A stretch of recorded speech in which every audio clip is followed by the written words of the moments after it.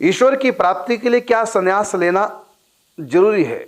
ईश्वर की प्राप्ति के लिए आप संन्यास किसको बोलते हैं? सुनिए, स का मतलब सम्यक प्रकार से, स का मतलब सम्यक प्रकार से, और न्यास का अर्थ होता त्याग।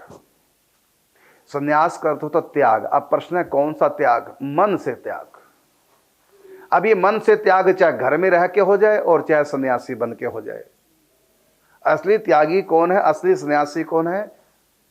मेरे तो गिरधर गोपाल, दूसरो ना कोई। ये भाव आना चाहिए, चाहे घर में आ जाए और चाहे सबको छोड़कर जंगल में आ जाए। जंगल में क्यों संत जाते? इसी कारण जाते जिससे कि ये भाव रहे कि भगवान के सिवा अब मेरा दुनिया में कोई नहीं है। वो शरणागति हो जाती है, त्याग हो जाता है, भगवान का आश्रय पकड़े। लेकिन आप घर में रह के यदि ऐसा कर सकते हैं, बहुत संतों ने किया। गृहस्थ कितने संत रहे हैं, कबीर दास परिवार वाले हैं, उनकी पत्नी है, बच्चे हैं, उसका पालन पोषण करते हैं। और कोई जंगल में जाके तपस्या ने की। व्यापारी थे, धागा खरीदते थे और धागे का कपड़ा बुनते थे और उसकी मार्केटिंग भी करते थे। एक व्यापारी बिजनेसमैन थे, लेकिन कितने बड़े महापुरुष हुए हैं। लोगों ने तो उनको भगवान का अवतार कहना शुरू कर दिया। अवतार हैं कि नहीं तो बाद की बात और दूसरा विषय है, लेकिन इतना उनका मान हुआ और इतने चमत्कार उनके जीवन में। भक्तमाल में पूज्य श्री नाभाजी महाराज ने उनका चरित्र लिखा है। देखो कितने चमत्कार, और अब परिवार में रहे हैं। भाई श्री हनुमान प्रसाद पोदार जी परिवार में रहे हैं। हमारे पूज्य पंडित जी महाराज अपने बाद में सन्यासी बन गए, लेकिन पहले परिवार में रहे, वहीं सिद्ध हो चुके थे। तो भगवान के सिवा कोई मेरा नहीं। लेकिन हम सेवा सबकी करेंगे, लेकिन मेरा कोई नहीं। जैसे डॉक्टर हर मरीज की सेवा करता है, लेकिन ये व्यक्ति मेरा है, परिवार का सदस्य है, मेरा नहीं मानता। जैसे फैक्ट्री में वर्कर काम करने वाले फैक्ट्री में काम दिन रात करेंगे, लेकिन फैक्ट्री मेरी है ये नहीं मानते। इसी प्रकार हम अपने परिवार की पूरी सेवा करें, लेकिन सन्यासी बन करके सेवा करें। जैसे मैं आपकी सेवा कर रहा हूं, सन्यासी बन के कर रहा हूं। अब मैंने किसी का फोन नंबर थोड़ी मांगा या अपना थोड़ी किसी को दिया, संबंध नहीं जोड़ना है। और सबसे देखो मैं समय दे रहा हूं आपको, लेकिन गिरधर गोपाल मेरे और दूसरा मेरा।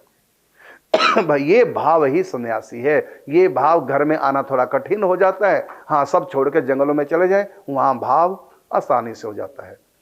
तो मन का सन्यास, सन्यास लेकर कपड़े पहनकर विरक्त हो करके तो मन का सन्यास, सन्यास लेने से बाहर जल्दी हो जाता है।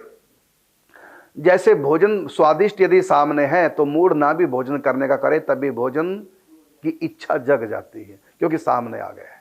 यदि सामने नहीं आया तो बातों में लगे तो लगे थे, लेकिन जब आ गया सामने तो सामने वस्तु आ जाए उसका असर पड़ता है। तो पत्नी बच्चे सामने आते तो उनका फिक्र होने लग जाता है। लेकिन जब दूरी बन जाती है, देखो शुरू शुरू में लड़की को मायके से कितना लगाव होता है, बार बार मायके आने की सोचती है। और अब बच्चे हो गए, बड़ी हो गई है, बच्चे स्कूल जाने लगे, अब माँ कहते बेटी आ जा, मम्मी मेरे पास टाइम नहीं है, और आऊंगी तो मैं रोकना नहीं, मेरे को दिन के दिन आऊंगी, तुरंत आ जाऊंगी, बच्चों के आने से पहले मैं आ जाऊंगी। क्यों अब ऐसा हो गया? अब लगाव कहां गया?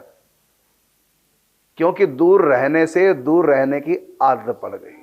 अब वो बच्चे पास रह रहे हैं, पति पास रह रहा है, अब उनके पास रहने से पास रहने की आदत पड़ गई है।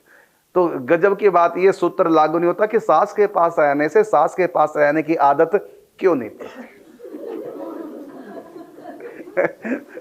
उसका कारण है सास रोकती टोकती ज्यादा, इंटरफेयर ज्यादा करते हैं, जो आजकल किसी को सहन नहीं होता। सास प्रेम कम करती है, ऑर्डर ज्यादा देती है। ऑर्डर तो मां भी देती है, लेकिन प्रेम से देती है, और सास अधिकार से देती है।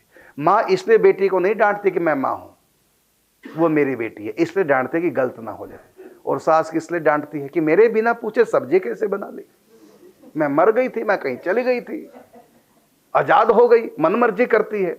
अब उसको सास वाली जो अकड़ है ना, बस वो अकड़ उसको, इसलिए बहू रहती जरूर सास के पास, लेकिन अटैचमेंट नहीं हो पाती।